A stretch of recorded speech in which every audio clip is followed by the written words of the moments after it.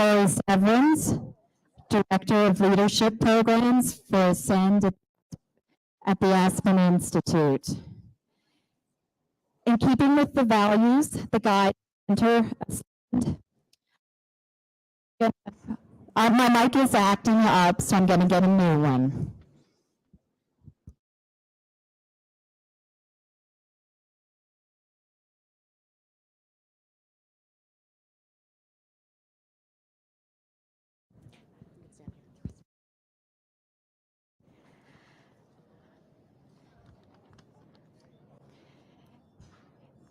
In keeping with the values that guide and center Ascend at the Aspen Institute's mission, we begin by acknowledging the land where we're gathering this evening. Aspen, the Aspen Institute, and the St. Regis exist on the ancestral lands of the Ute tribe, which has a powerful history in the state of Colorado. The Ute people are the oldest residents of Colorado, inhabiting the mountains and vast areas of Colorado, Utah, Wyoming, eastern Nevada, northern New Mexico, and Arizona. The Ute people lived in harmony with their environment. They traveled throughout Ute territory on familiar trails that crisscross what are now the mountain ranges of Colorado. Today, we recognize the importance of the Southern Ute tribal leaders who continue to inhabit this land and commit to including and elevating the rich history, culture, and future of Indigenous communities across the places where we work and partner. I would like to welcome Dan Porterfield, President and CEO of the Aspen Institute, which has always put a premium on leadership as a way to create a free, just, and equitable economy. His favorite children's book growing up, Where the Wild Things Are, one of my favorites too. And we have Rumeli Bannock, Senior Program Officer for Child Wellbeing at the Doris Duke Charitable Foundation and the sponsor of this event. Rumeli embodies the word partner, from her generous intellectual rigor to her shared commitment to the mission. And as a child, Rumeli's favorite after-school activity was a classical form of Indian dance. Thank you, Laurie. Lovely introduction and land acknowledgement. We call Laurie the voice of goddess. Thank you for everything you do, and how exciting to be here in this community with so many people who support children, youth, families, communities. Just so exciting to be together. And there were a lot of people to acknowledge, and we could never do it because every single person would all have to be acknowledged. But I'd like to start, of course, with Ann Mosley and Marjorie Sims and the teams that you lead.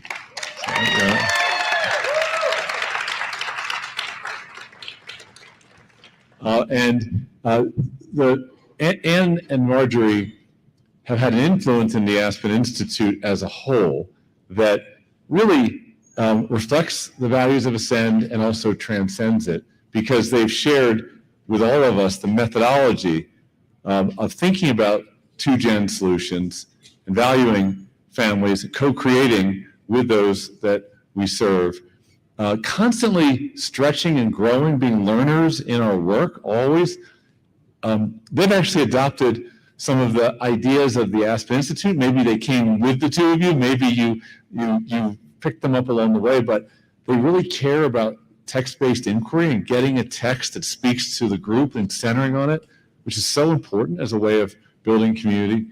They also value values-based leadership so much and have created some extraordinary leadership programs that invest in people who are doing work in our society that is essential to our being the kind of country and the kind of communities that we want to be, essential to that.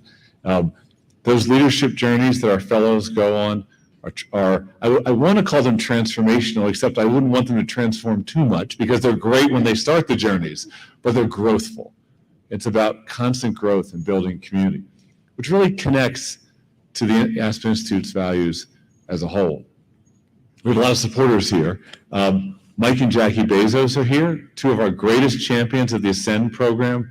Thank you both for all that you represent, for your care for evidence-based strategies that make a difference for children, youth, families, and communities. You are some of the greatest leaders we've ever worked with. Thank you so much. Thank you. And it's always a little bit of a danger when you try to call out trustees, especially when your eyesight is getting worse. But I see Donna Barksdale, a great champion of children, youth, and families in Mississippi. I see Thelma Duggan, or I saw her over here. There she is. And just in front of Thelma is Ann McNulty. We may have other trustees who are here, so if there are any, thank you all so much. It's the support of our trustees makes it possible to do this work. I want to say a word for a moment. It's a little bit personal, but I think it's good to share stories, to connect with one another. But so my mom grew up in foster care in Massachusetts, and she was lucky because that system worked for her. Her mother had a lot of different kinds of jobs and was in a circus for a long time. And so my mom was placed in foster care in a really big home that had a lot of kids in it. And her foster mother was named Mama Theo. I only met Mama Theo myself as a child one time when we went up because my mom's dad had died to Boston. And she had incredible influence on my mom and therefore on me and my sister, because without Mama Theo, my mom wouldn't have learned so many of the lessons about caring for children, because she did what was done for her. But not every system in my mom's life worked either. She was a single mom. And so we were growing up in Baltimore City. It was my mom who was working in the day and going to Towson, now it was then Towson College, at night. So she was really busy in the summers. And we had babysitters around the clock. We had babysitters before school. We had like constant babysitters, and lived in this working class neighborhood. She was the young one in the neighborhood. The families were older, established. They all worked at Black & Decker, Sarah's Point, and somewhere in the police. And she was like the younger single mom, and people, looked askance a little bit. This was in the 60s and early 70s. So a system that really worked for her was Towson College, because somehow she was able to go to school, all these odd hours and weekends and all this stuff. And it took time. She was in her mid-30s when she got her degree. I was graduating from 6th grade when she got it. But Towson figured it out. Even then, they didn't have Ascend back then, but they got something right. And that's, I think, one of the principles of Ascend, that we find what's working and we seek to replicate it, expand it, lift it up, call it out, and help spread it. A system that didn't work, though, was the public schools of Baltimore, because single mom, and she's got these 2 kids. When I was going into 7th grade, we got a letter in late August saying the school is going to go on shifts, so your son will be going 8 to 12. Think about it. What's a single mom to do a week before school is going to begin when the school system says we can't actually keep your child in school for a full day? I think I was a pretty good kid, but who knows what kind of mischief I would have gotten into taking care of myself at home hours on end. So she hustled around to all these different private schools, like in Baltimore, over 3 or 4 days, driving all around the city. And she actually got me into one, and she said, but you got to give them a scholarship, and they did. So I was pretty lucky, really lucky. Well, that's a system that didn't work in our life. And that combination of systems that do work and systems that don't work is what our work is about. To try to understand through the lived experience of those we partner with, what is working in your life? What is not working in your life? How can we support what's working? And how can we change what's not? And I look at Ascend with so much respect and gratitude, because the Ascend program, in the spirit of the Aspen Institute as a whole, is trying to drive change so that hardworking, everyday people like my mom and like members of all of your families are supported on their journey with their children to tap the greatness in both of them. And that's what you do. You tap the greatness in people in our country and our world. And we are so proud and grateful. So thank you to all who are in the Ascend family and community. And it's really my pleasure now to introduce you to Romelli, who's one of our champions with Doris Duke Foundation. And it'd be interesting to learn how you came to be influenced by Ascend and then to become one of our great champions. Thank you so much for your support, your friendship, and your leadership on behalf of children, youth, families, and communities. Thank you, Romelli. Thank you. Thank you, Dan. Thank you, Aspen Institute and the Ascend team, and thank you to all of you for joining us here today. I want to talk briefly about three things. One, who we are. Two, how we support leadership development. And three, what we hope to gain. So first, who we are. The Doris Duke Charitable Foundation, we're a national funder that's based in New York City, and our vision is to support the well-being of people and the planet for a more creative and equitable future. Doris Duke took a special interest in protecting children from abuse and neglect. And through our child well-being program, where I sit, we seek to operationalize that goal in three strategic ways. So working in targeted geographies and driving outcomes at the local, state, and national level, supporting the improvement and increasing coordination of human services systems, as well as expanding knowledge and helping people increase their skills and their ability to lead. Over the past several years, DDCF has increasingly invested in approaches that are more upstream in preventing child maltreatment, including advancing effective family stability and economic mobility strategies that center the child and their parent or caregiver together, the two-gen or whole family approach. We do this for a couple of reasons, several reasons. One, too many families live in poverty across the country, and they experience inequalities in access to opportunities and outcomes, particularly Black, Indigenous, and Latinx people, particularly families from Black, Indigenous, and Latinx backgrounds. Two, we recognize a heightened demand for richer and more relevant knowledge to inform and shape policies and programs that best support children and their caregivers together. This demand is coming from leaders who are working to deliver services and design and implement policies in a complex and rapidly changing environment. And finally, this is a key moment, an opportunity for transformation, Dan, as you were talking about, in ways that we collaborate and authentically engage with families, employ a racial equity lens in using data for decision-making, and center the needs of families and the solutions of those closest to the challenges we aim to address. DDCF understands how important strong leadership and leadership development are to this transformation in the ways that systems interact with families.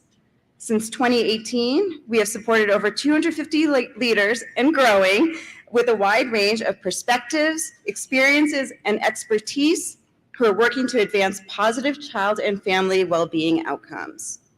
Leaders like those in the Ascend Fellowship Program. Our theory is to build capacity in both individuals and the organizations and systems they work in, so that the fellows learn how to think and work collaboratively across systems to lead effective and sustainable change in and for their communities. So what do we hope to gain from this? We're aiming to build and support a cadre of visionary and diverse leaders who develop, test, and evaluate effective models and strategies that promote family prosperity and that can be scaled and replicated to communities across the country. We want to make available models that transform the ways we partner and promote coordination among human services agency leaders, practitioners, communities, and other stakeholders, both public and private, at the local, state, and national levels. And this is all in service to our broader vision for the future: thriving children and families who have a sense of self-sufficiency, who are grounded in well-being, and have the opportunities to pursue and achieve the goals they set for themselves.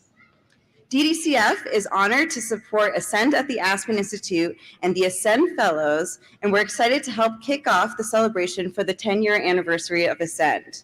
We can't wait to see what the next 10 years and beyond will bring. Thank you.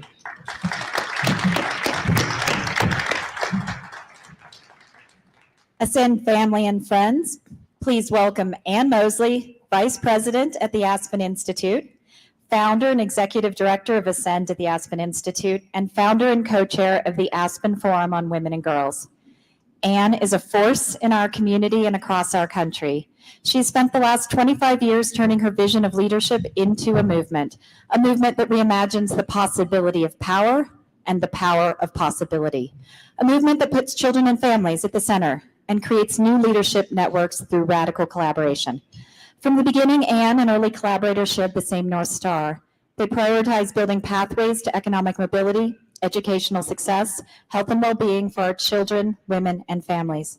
Under her leadership, Ascend at the Aspen Institute has guided the national two-generation field to new heights, catalyzed action and investments for children and families around the world.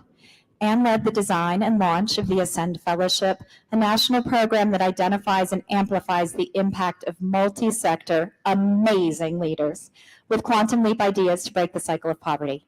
She also created the first national two-generation innovation fund and national network focused on policy and practice innovations. Today, Ascend's 98 fellows and more than 460 network partners reach nearly 10 million families. A strong believer that leaders keep learning, and spent the pandemic getting her coaching certificate from Georgetown University. Please welcome Anne Mosley.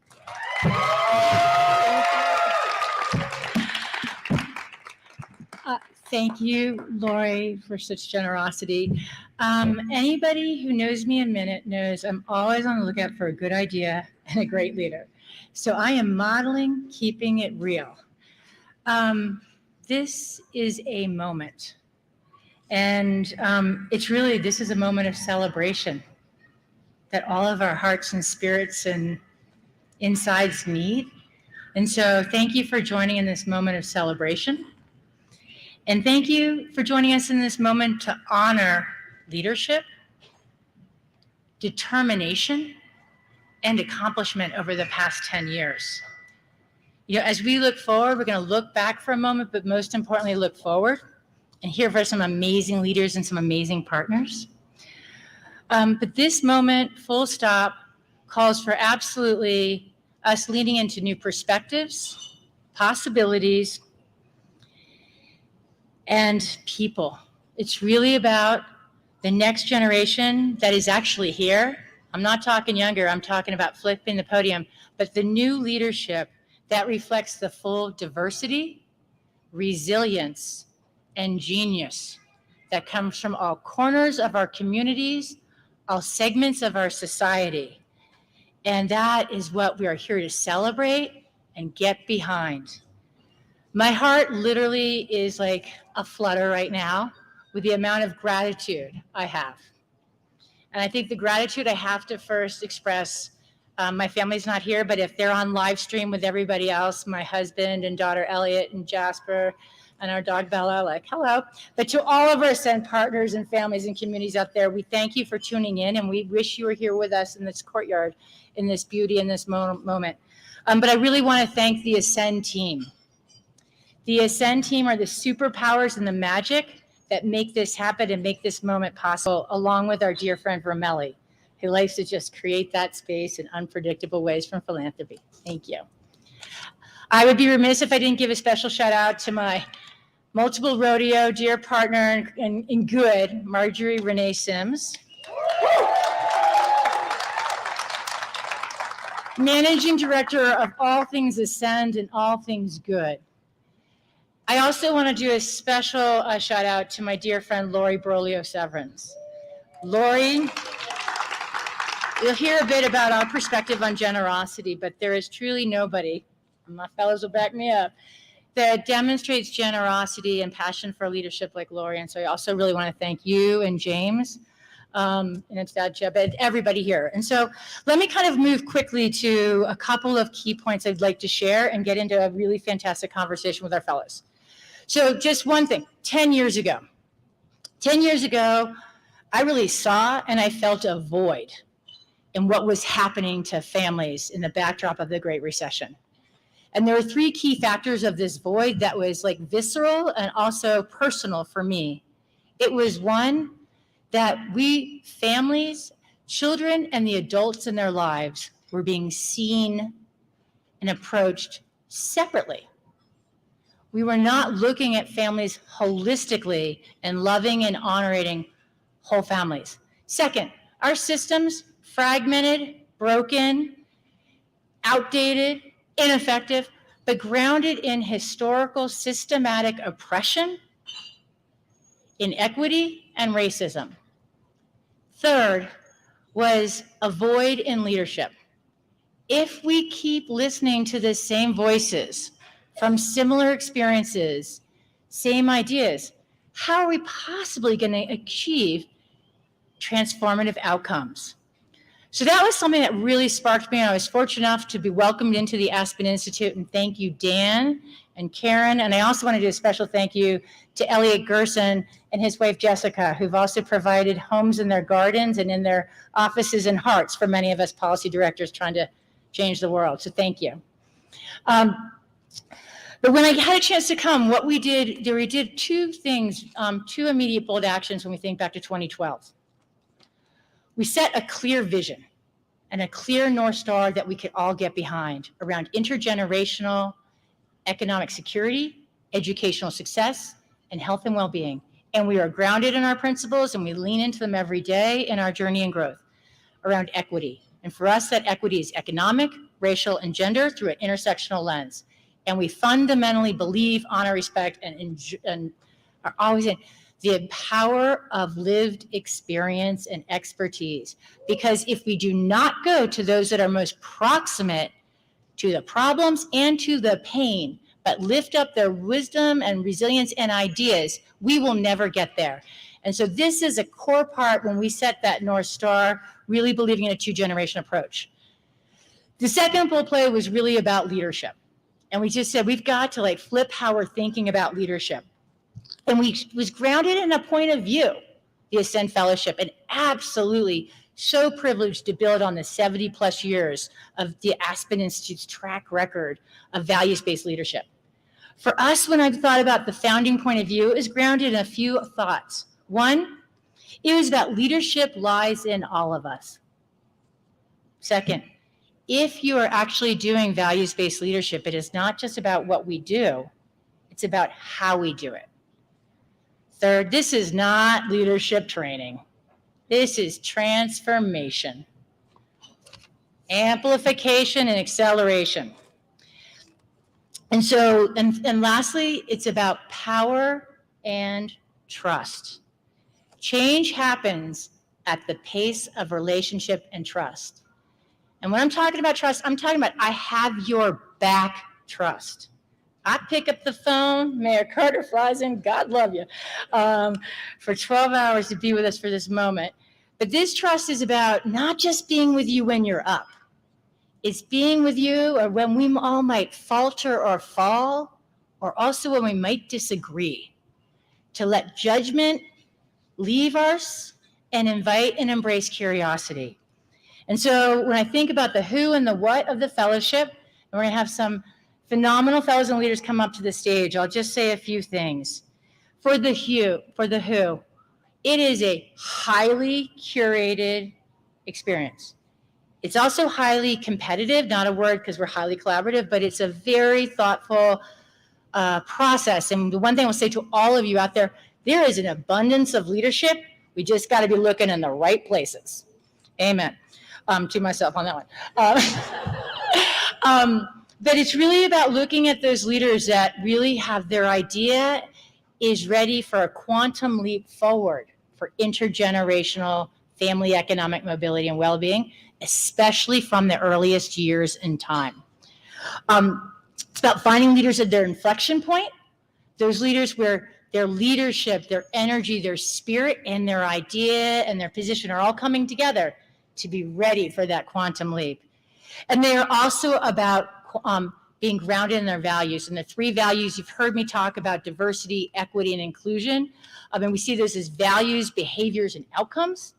What I also will share, which is original to the Ascend Fellowship, is about generosity. And I say generosity is about mindset. It is about power, privilege. It is about resources. We fundamentally reject a zero-sum mindset.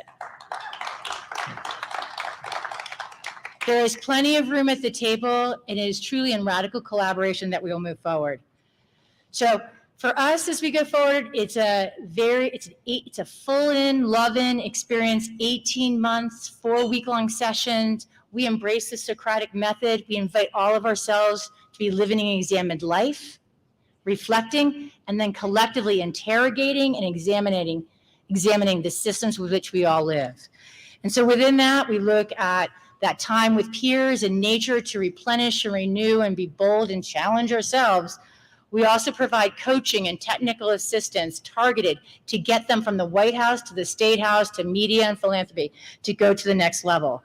So you'll hear more about this in a second. And so I'd like to invite the fellows to come up to the stage, but quick things. We are ready. We talked about where we were 10 years ago.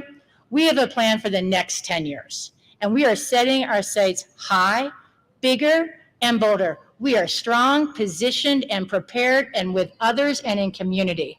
More than 500 Ascend fellows, parent advisors, and network partners, all 50 states active, DC, Puerto Rico, and we're going global. Ireland and Rwanda just joined. But we are coming from a position of possibility, potential, and power, and so you can count on us tripling the number of Ascend fellows, deepening and expanding the experience, the design, and deepening and activating the alumni network to hit the levers of change. And we know, as fabulous as the Aspen Institute Ascend Fellowship is, it ain't one fellowship that's going to make the change we need. So we're also going to be launching the Aspen Ascend Leadership Collaborative to bring together more than 20 mission-aligned fellowships so that we can learn from one another's strengths, deepen our competency and commitment to equity, think about sustainability, and scale to make the change with the army of the persistent and the insistent. And then lastly, I invite you to come back next July because we will be having a 5-day leadership festival of sorts with all of our fellows, our philanthropic partners, and many of our parent leaders. So come back next year in July if you find this next discussion pretty cool. So with that being said. All right. Melanie Bridgeforth, President and CEO of the Women's Foundation of Alabama, and a 2021 Ascend Fellow. With a series of legislative wins for women and families under her belt, she set out to build and give a megaphone to a statewide network of women leaders who are powerhouses in their own communities and working together to reimagine and improve futures for women, children, and families. Katie Albright, President and CEO of Safe and Sound in San Francisco, and a 2012 inaugural Ascend Fellow. Katie is bringing to life a vision for turning our nation's child welfare system into a well-being system, one that starts with supporting families' mental health so kids and their parents can thrive together. Dr. Lori Pfingst, Senior Director at the Washington State Department of Social and Health Services and a 2018 Ascend Fellow. Lori, in partnership with families and community organization, worked in unprecedented coordination among the state legislature, governor's offices, and 10 cabinet secretaries to launch a 10-year blueprint to dismantle poverty in Washington state. And Melvin Carter, Mayor of St. Paul, Minnesota, and a 2015 Ascend Fellow. In addition to being mayor, he's a spoken word poet, a father, and a fifth-generation St. Paul native. Melvin has worked tirelessly to deliver on an ambitious agenda, including safe housing, basic income, meaningful employment, and educational pathways for children and their families in the Twin Cities.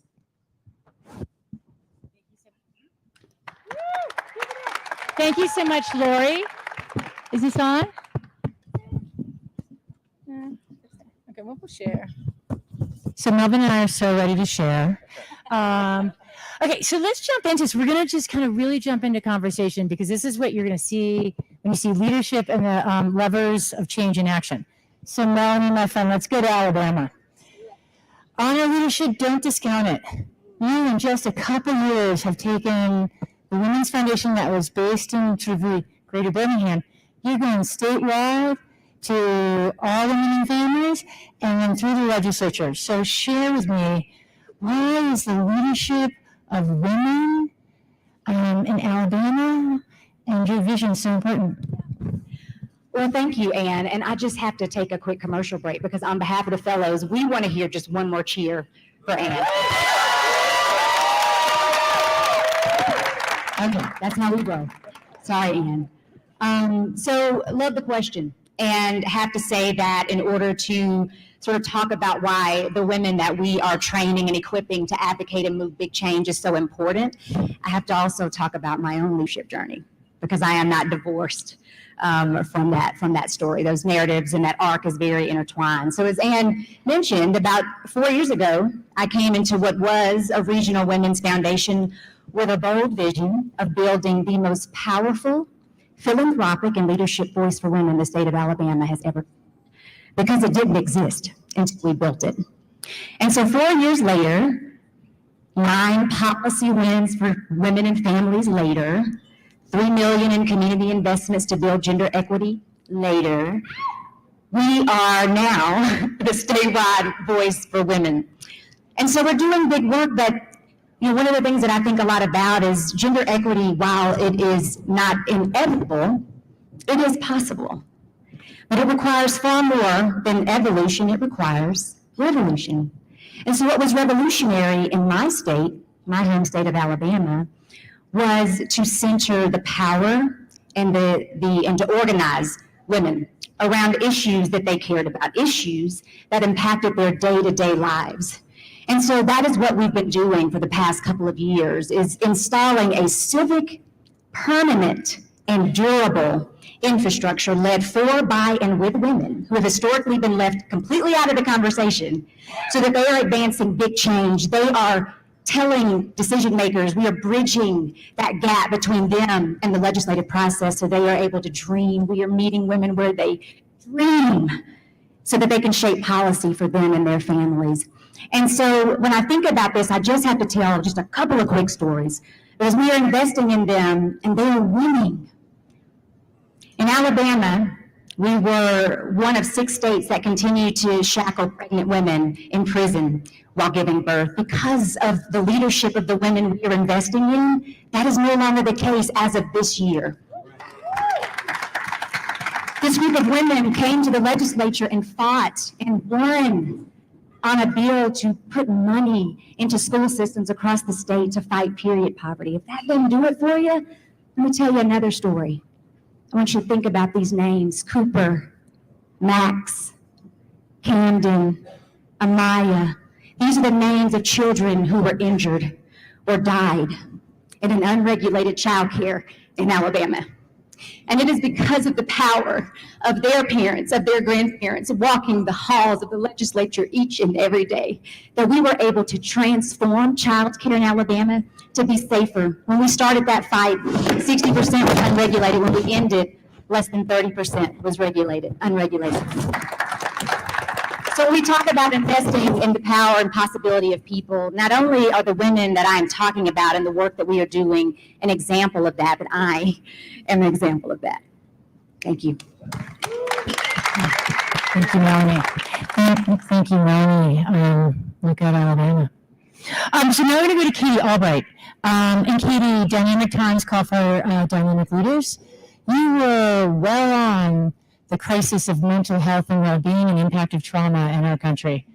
And then you lived in it and through it during COVID, and also embracing a racial equity lens. And so I'd love for you to share a little bit about your leadership. What does it take to make these kind of systemic changes grounded in values, not just in crisis, but for the long term? And thank you so much. And to the Ascend family and the Institute, congratulations on 10 years. That's awesome.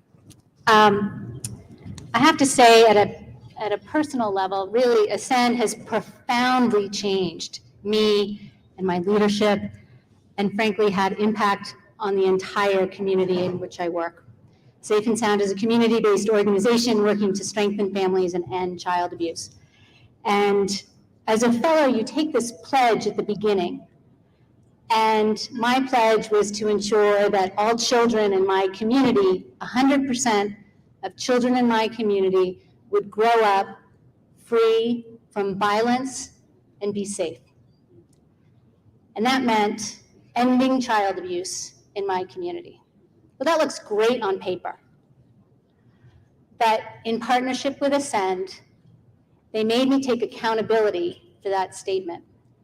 And they made me put together an action plan. And I am So thrilled, and again, personal for myself, but for the children and the caregivers and the parents and the families in my community, that I will say that over the past 15 years, we have seen that the rate of child abuse and child neglect in our community has decreased by 67%, and the number of children going into foster care has decreased by 61%. Like, that's awesome. That means fewer children are separated from their families, that they can live with their families in safety. It has disproportionate positive impacts on communities of color. So you asked, how did we do this? And it is really important to think about this both in times of crisis, and we just lived through COVID, but I want to talk about the long term. What Ascend brought and really showed me was that complex problems require complex solutions. And that's what the Ascend model essentially is about. And Ann talked about that. It also requires outcomes at multiple levels. We're all deeply caring and focused around children, but children live in families. And so we can't just think about outcomes for children, but we have to think about outcomes for parents and caregivers and families. And families live in communities. And so we have to think about building communities and structures that support families. And communities are part of systems that are frankly inequitable and racist and systems of oppression. And so if we're really thinking about supporting families, supporting parents, supporting children, we have to think about dismantling systems of oppression. We have to think about how do we create worlds where we can fully end child abuse and fully support caregivers. So Ascend really shared with me that you can work at each one of those levels. And we can't do this work alone. So it's about partnerships. Ann talks about radical collaboration. We need to collaborate, and we do, with families, with community, with family resource centers, with government, business. Frankly, anyone who wants to partner, we are really good at partnering. Because it's all about, like, how do we move this work forward, and we have to do it together. And it's about centering the voices of those with lived experiences, credible messengers, really front and center at the table. Two more for me that was really important. It's about prevention. It's about working well upstream before a crisis happens. And it's about persistence. Ann talked about this is really hard work.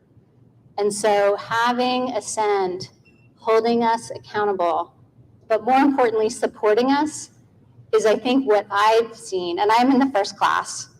And so I've had this journey with Ann for the longest. I feel super lucky.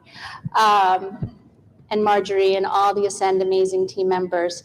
It's understanding and walking with us in that journey to create change. So thank you for that. I really appreciate it. Thank you so much, Katie. And we're going to go on, I think, the persistence and what does it mean to flip the switch from systemic oppression to systemic opportunity. Really, you're representing, like, what's possible at reimagining state systems and also changing the way we think about governance. So I'd love to hear you share a bit more on your experience. Sure. Can you hear me okay? Excellent. Well, good evening, everyone. It is an absolute pleasure and joy to be here and see everyone's beautiful faces tonight. Thank you to Ann, Marjorie, David, James, Sarah, Lori. It's been an incredible experience to be supported by all of you. You know what, I started this journey in creating a 10-year plan to dismantle poverty in Washington State at the beginning of my fellowship. And it's like Katie said, you know, you put words on paper and it sounds good, and then you realize, like, oh, I've got to do this now, right? This is not easy work, but we created a 10-year plan that is a living, breathing document with a growing coalition of the willing to not just have words on paper, but to bring it to action. And we did it with the belief that how solutions are created and who they are created with matters. Especially when you're working on issues that are as stubborn and is hardwired into our economic system as poverty and inequality. And it was out of that belief that we created a steering committee of people with lived experience that guided the development of our 10-year plan and had the approval before it was submitted to say, you got this right, and now let's go. And that idea of working in partnership is nothing new. I like to remind people that this happens in the for-profit world all the time. We do co-design, we do beta testing, we do user experience, user interface, design work, testing. These are standard practices that industries use because if they don't, their company will fail. We spend millions and billions of dollars on that. But government policies and programs have failed to do that. And that's not by accident, that's by design. Especially when you're working with people who are experiencing poverty. So if we needed to create solutions that were actually going to reduce poverty and inequality, we knew we had to center people with experience at the center. My colleague and co-conspirator, Drayton Jackson, who you probably all know now because he's like superstar, is here this evening. Had he and his colleagues not been with us along the way, and had my three fellows who are representing tonight had not had been the winds, like behind my sails, this is what wouldn't have happened. 25 of the 60 recommendations in that plan would not have been acted upon immediately when it was released in January of 2021. $1 billion in investment in poverty reduction would not have just happened in our 2022 legislative session. Governor Inslee would not have made poverty one of his main priorities for the remainder of his term and created a new sub-cabinet focused on intergenerational health, wealth, and well-being. And agencies across state government, as we speak, are aligning their budget and policy priorities for the next cycle with the 10-year plan. Thank you. Thank you. Drayton and his colleagues back home, who we are representing tonight. And I hope that they're watching because they're amazing. They are the daily motivation for us to be the disruptors and the interrogators of what policymakers think they know about people experiencing poverty. And this work is messy. It is messy. I often say this is messy. It's not sexy. A lot of the time I'm sexy, but the work is not sexy. It is imperfect. It is hard, but it is wonderful and an absolute joy to be in it with all of you. So thank you so much. Thank you, Lori. Okay, now threes up. It's going to be like real sexy threes up. I am going to turn this over to, thank you so much, Lori. It is absolutely spectacular. And we look to the other 14 states we're working with to follow the boldness of Washington State, and maybe Washington, D.C. could learn a little bit, but I'm just playing. Okay, so Melvin, you're about transformation from the heart to the policy to the community. You've been at the epicenter of the reckoning of our country as the mayor of St. Paul.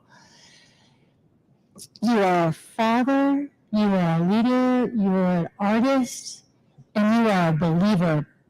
And we'd just love for you to share when you think about change and power, the power of mayors, but really heart and mind and policy. I think this is working now. Okay. Thank you, Ann. And I will echo everyone else to say thank you. Ann texted me yesterday, thanked me for coming out here, and I told her honestly I'd do anything to tell her I'd be helpful. Just because it's incredible. This is an incredible experience, and as you're talking about the way this family has each other's back, I was thinking about those moments, because those are some of the toughest moments, certainly of my career, if not of my life, and the extent to which my colleagues in the second class, and I'm the only one here from the second class right now, but believe me, if my other colleagues from my second class were here, they'd be like, oh my gosh, the second class is just amazing. So, just so you know that, and very sexy, thank you very much. When I got elected mayor, I was in the office one day, and the outgoing deputy mayor asked me if I was going to move the furniture, if I was just going to rearrange the furniture in the mayor's office. And I've been in and around the St. Paul mayor's office and city hall for the better part of the last 2 decades. And I kid you not, it completely blew my mind that as a sitting mayor of the city, it was within my power to move the desk. Because I'm so used to it being the way that it is. And it's a silly little reminder of how we get invested in, we get married to, we get shackled to a status quo that we may or may not even really like. And so in America, the tie that binds our approach to public policy, from public safety to healthcare to housing, to you name it, is that we spend billions upon billions of, probably trillions of dollars taking people from acute crisis and lifting them right back up to the edge of acute crisis. That's what we do. We don't have any money to help you prevent a foreclosure, but after you become homeless. We don't have any money to help you go see preventative health, but if you need to go to emergency room. We don't have any money to make sure that our young people have a job or after school program, and $20 in their pocket so they can get a haircut and some tennis shoes. But if one of them pulls a gun, we always have money for the crisis management, but never to solve the crisis. It more centers around keeping ourselves, I think, a little more comfortable and feeling insulated from those crises. And so the reason I ran for mayor, Ann, is because every single day I ask somebody in our city, why are you raising your child here? Why are you launching your business here? Why do you live here? Why are you planting your family here? And one of the things that when you ask that question becomes really clear is the magnitude of dreams that we dare to dream from the seats of government are always minuscule compared to the magnitude of dreams that people plant in our communities, in our states, in our country. And so our goal, at risk of sounding like I'm just repeating what everybody else said here, thanks for just letting me represent the fellas for a second. Our goal is to center ourselves in the consent of the governed. Our goal is to center ourselves in public engagement. Our goal is to recognize that every decision that's ever been made in the history of humankind has been made to benefit the decision maker. So even as our first young person of color mayor of our city, if I disappear in my office and close the door and make decisions by myself, that's more of the same. It's not a patch or fundamentally in the future. So we are pretty dogmatically about engaging people in the decision-making process. And let me tell you, I'm proud of the things that we have done. We've eliminated late fines in our public libraries. We've doubled youth funding for youth jobs. We've tripled funding for free after-school programs. We launched the College Bound St. Paul initiative. We start every child in our city, born in our city, with $50 in a college savings account. I tell moms every week, if you don't want your child to have a college savings account, there's an application to fill out.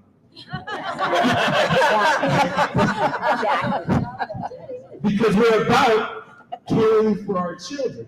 And we can't carry that type of, I don't know how we would carry that type of urgency and that type of sort of irreverence for status quo kind of policy making without that energy that we get from community members.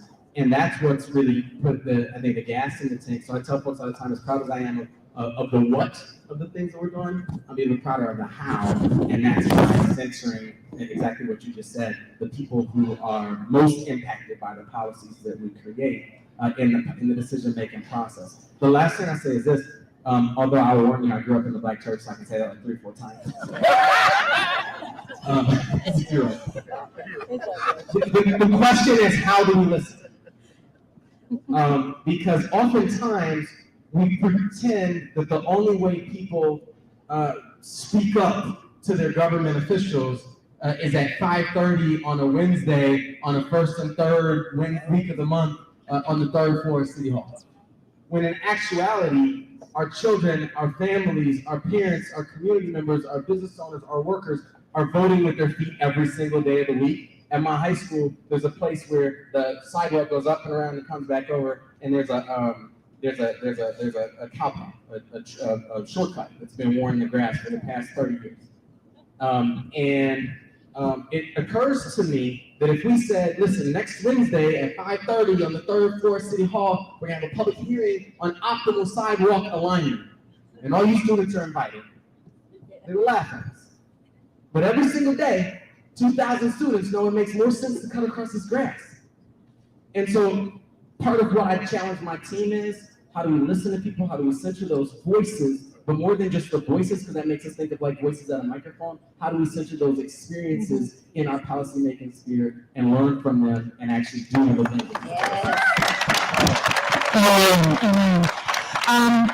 We're gonna there's so much here, and the thing I want to just express, we're gonna do a quick sort of lightning round about sort of your biggest hope for the future of the fellowship, and sort of what was the magic for you that you think about carrying forward, but your hope and representing maybe yours or your cohort.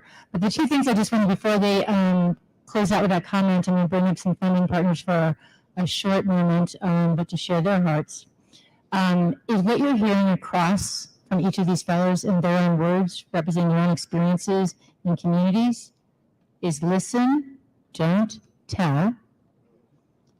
It is not about celebrating if someone, by the grace of God, breaks the odds. It is about changing the game. And it will take all of us doing that.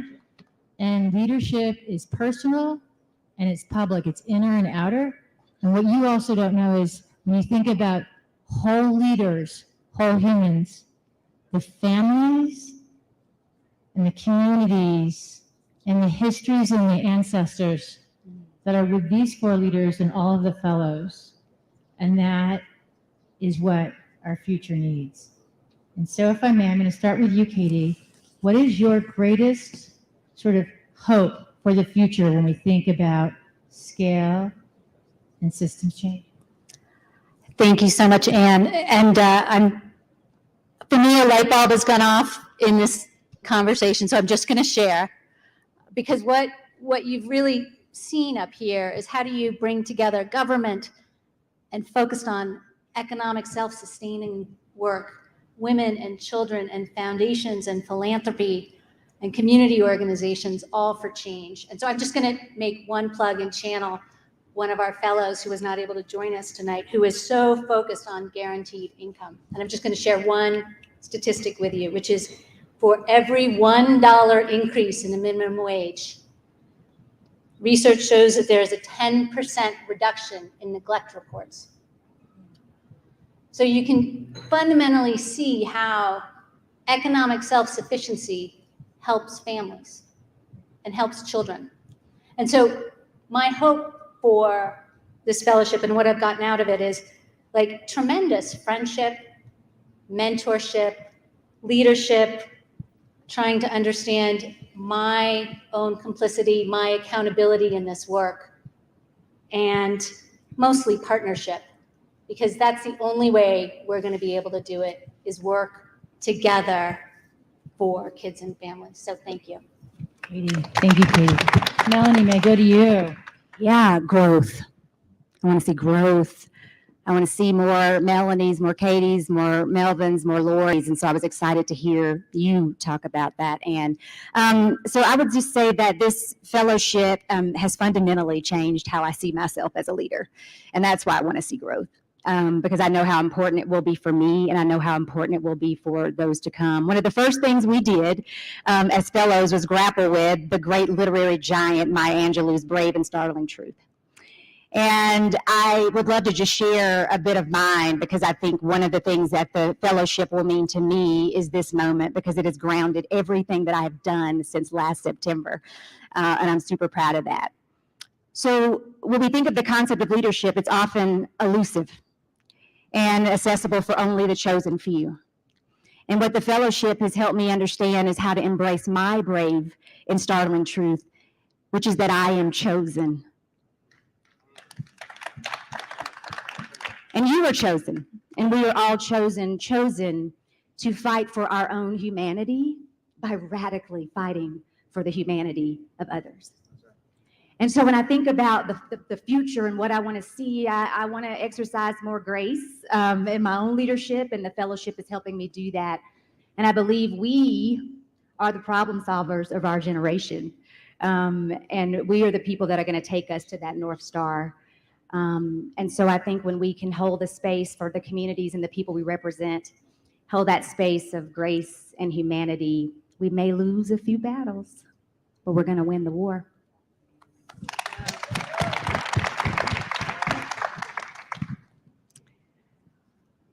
So when I think about the challenges that are before us right now, and I have a 13-year-old daughter. I know many of you are parents. Poverty and climate change and the way that inequality and injustice in all of its insidious forms and how they're woven throughout those two issues are the existential crises that we face. They are separate, but they are intertwined, and that will only exponentially grow if we do not take action. So when I think about, what the world is calling us to do right now, it is to build social and economic well-being and justice as we also allow the planet to heal and sustain. That is the challenge before us as leaders at this moment in time. And we need to see each other's humanity in the process, because the status quo is thriving off of us turning against one another instead of the system that is producing the outcomes that we have right now. So, I have an incredible privilege of sitting on stages like this back at home, here and other states around the country, with leaders who are doing the work. They have the ideas, they have the solutions. This is not a shortage of good ideas. This is about political will. And what gives me hope is in places like this, and with colleagues like my 3-Up cohort who are just absolute magic, along with everyone else in this fellowship, what gives me hope is that we can wield the power to bring in the political will. Thank you. Melvin, will you bring us home? I have a job that's hard and challenging and keeps my calendar busy some days. A whole house full of kids who keep us running around. I can't convince my children that I'm busy to save my life. All that to say is that, and I've joked with Ann about this, when I got the email inviting me to apply for this fellowship, I didn't respond. And a couple of emails later, I still didn't respond. And I think one more email, and I reached out to Gloria Perez, who was in your fellow class, and said, hey, you did this fellowship. What do you think? She said, oh my God, stop everything and apply for it right now. And I did, and I'm glad that I did. Because, and I laughed when you said this is not leadership development.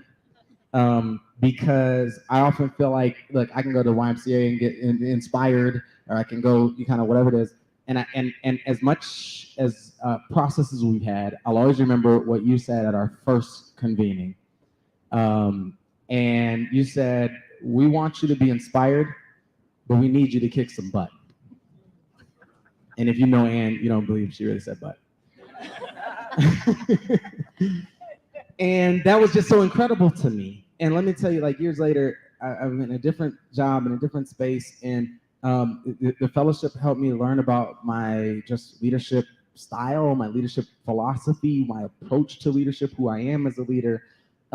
It helped me just think about kind of what I want my impact in the world to be. It gave me these just brothers and sisters in this work. I've told Ann this, that when I decided to run for mayor, many of the members of my Ascend family, including folks on this stage, chipped in and wrote checks before people who have my same last name did. And through some of the worst, hardest, darkest, craziest moments where you just feel like doing a good job isn't one of the options today, every time I've felt like that, like one or all of my colleagues in our cohort just reached out with a little email or a little Facebook group and just says, hey, way to go. And so just the notion that we can take all of these people across the planet now who are sort of in a foxhole, just doing God's work, and just give them that sense like, you're not the only one. You know, you're not alone. Like, you're part of this network, you're part of this community of people who got your back. That is profound and amazing. And if I have a hope for the future of this fellowship, it's that it's not about how we change it or, you know, transform it. It's about how we grow it, how we continue to expand it around our country and around our country, how we do it and around our planet, how we do it together, and how we embody a movement that is inspired and that kicks some butt. Thank you, Melvin, Lori, Melanie, and Katie. And we're going to move to a closing bounce of inspiration. And so I want to take a moment to invite two funding partners to come to the stage. And so thank you all, and you'll be coming back up in a moment. But Lori's going to do a formal introduction, and we'll share more. Thank you. So we'd like to welcome Patrice Brickman and Mike Bezos.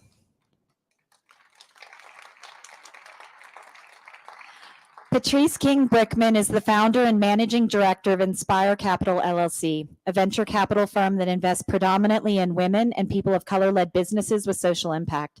She is also a founder and investor of We Capital and serves on the board of Children's Hospital, Halcyon, Ascend at the Aspen Institute, Wolf Trap, and Upward Bound Foundation. Mike Bezos is a trustee of the Aspen Institute and the co-founder and vice president of the Bezos Family Foundation, which partners with organizations and individuals to transform how we prepare young people from prenatal through young adulthood to pursue their own path for success and meaningfully contribute to society. And I'm going to ad-lib and say they are also two of the most amazing human beings I've ever met in my life. So thank you.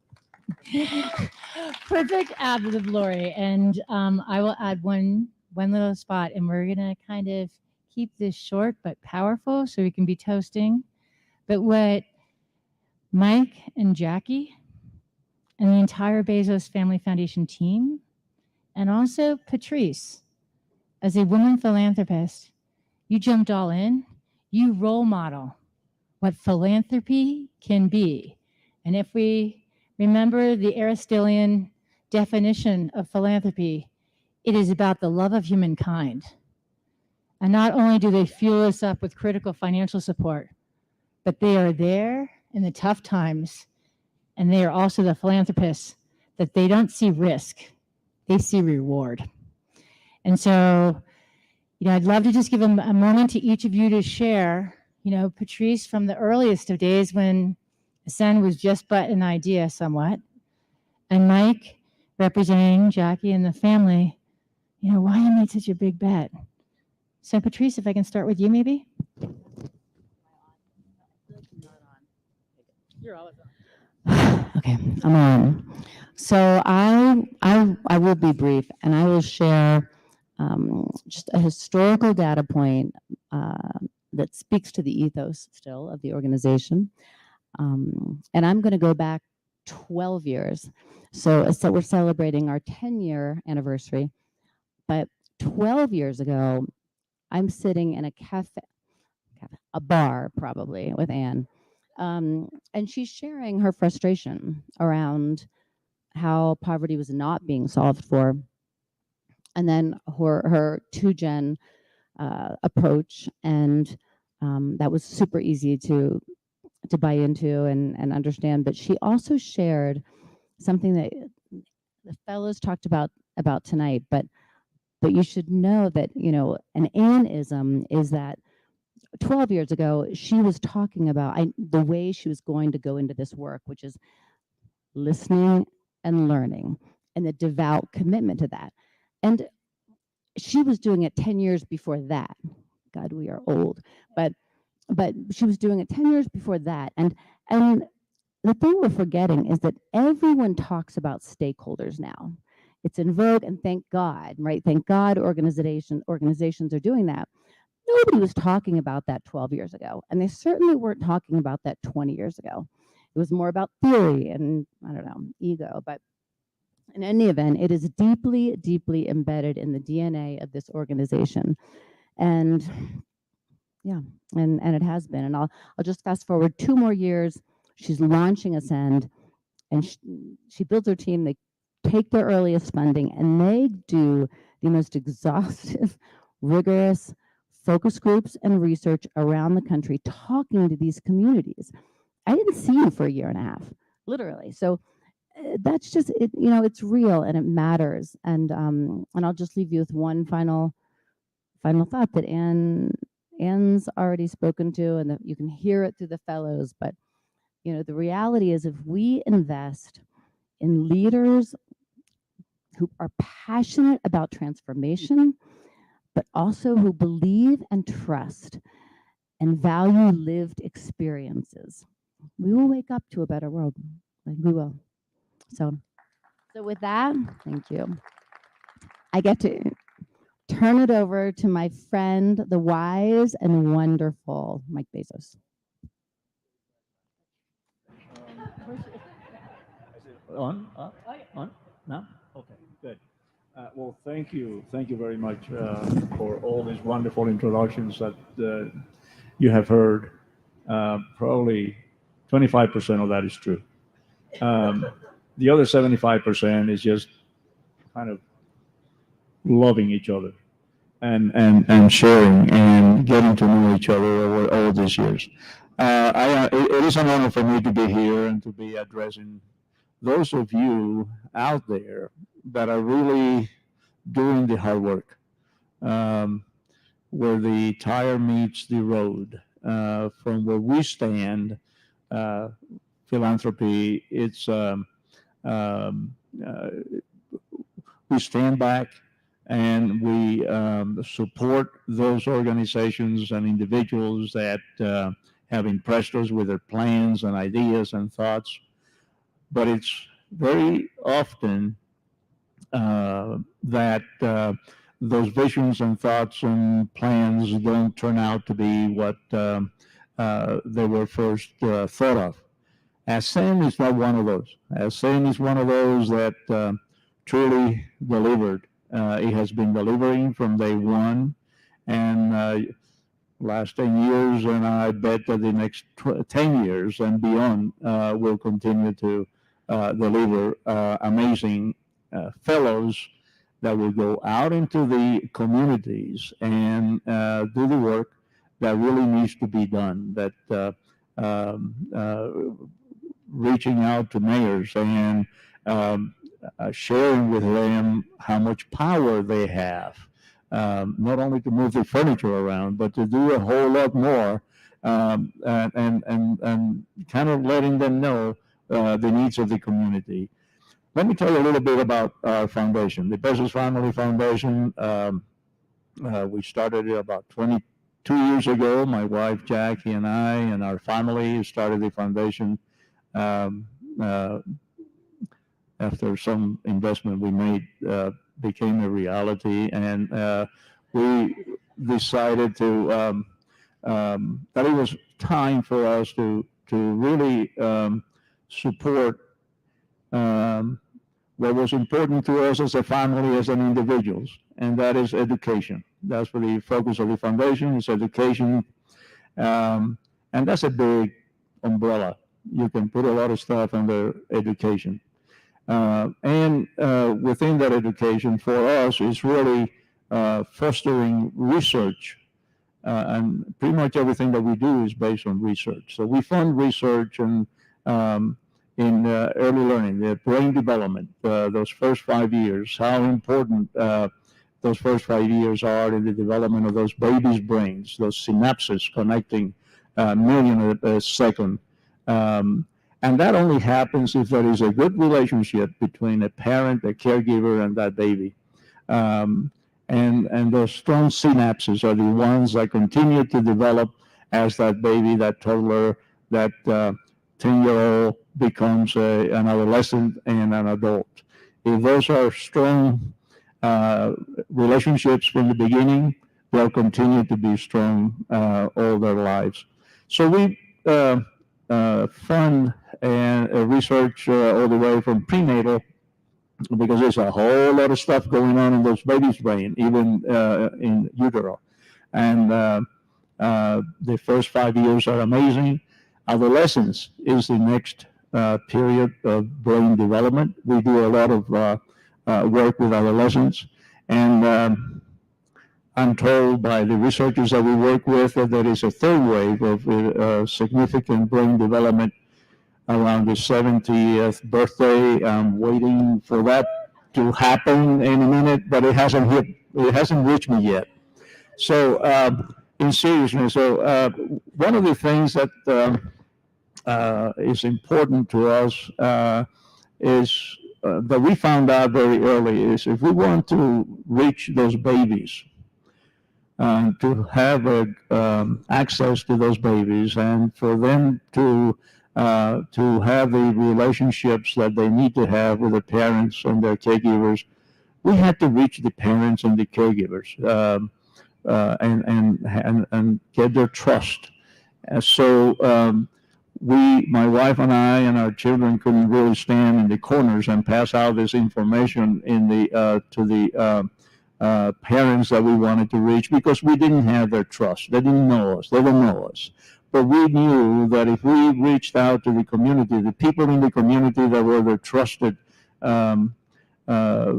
immigration lawyer, their trusted friend of the family, the bus driver that drove them every day, if we reached out to them and they were the ones that transferred this information that we had to them, that's how we gained their trust, how they learned a little bit about how important the veracity of what is happening in those babies' brains early on. So, as a trustee of the Aspen Institute, we have been doing a lot of work in adolescents for a while, several programs that we have with the Institute, and we've been doing that for several years. When Ascend came up, was first formed, and from that moment on, for us, it was an aha moment, because all of a sudden, within the Aspen Institute, there was an organization that was developing a program of fellows that will go out into the communities, and each of them will be doing things of their own, in their own, whatever their main focus was. But they were the ones that were reaching those parents and those babies and those toddlers. So all of a sudden, without knowing, you may think that the Aspen Institute is full of people at my age, your age. All of a sudden, you should know that the Aspen Institute is dealing with babies and toddlers and adolescents, and then young fellows like the ones that we have here. So it's a whole process. But they cannot do it alone. They need our support. We all have our own talents, our own things that we bring to the party.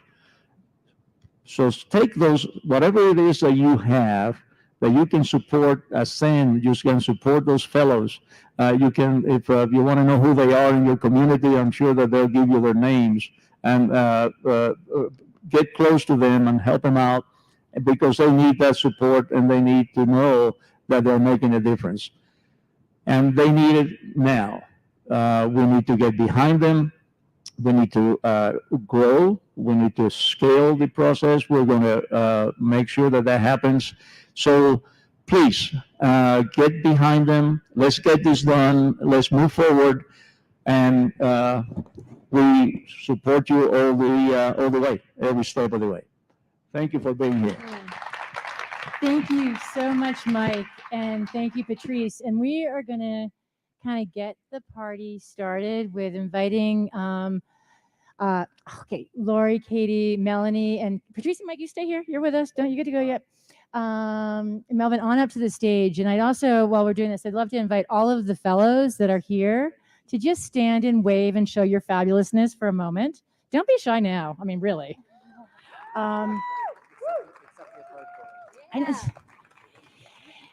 And, you know, Mike, you summed it up. You said it's about strategy, science, results, but 75% of it is love. And amen to that. And so it's been an extraordinary 10 years with so many partners that are here and staying with us in this moment. And for all of you out in the live stream, it is about radical collaboration. It is about connecting and listening and learning. And we had one fellow that was going to be with us, and she had a family loss and had to be in Jackson, Mississippi, Aisha Nyandoro, who she was already, her name was called up. And I spoke to her earlier today, and I said, you're where you need to be. You are where you need to be, and you're also with all of us. And she's doing extraordinary work in Mississippi that's changing the country.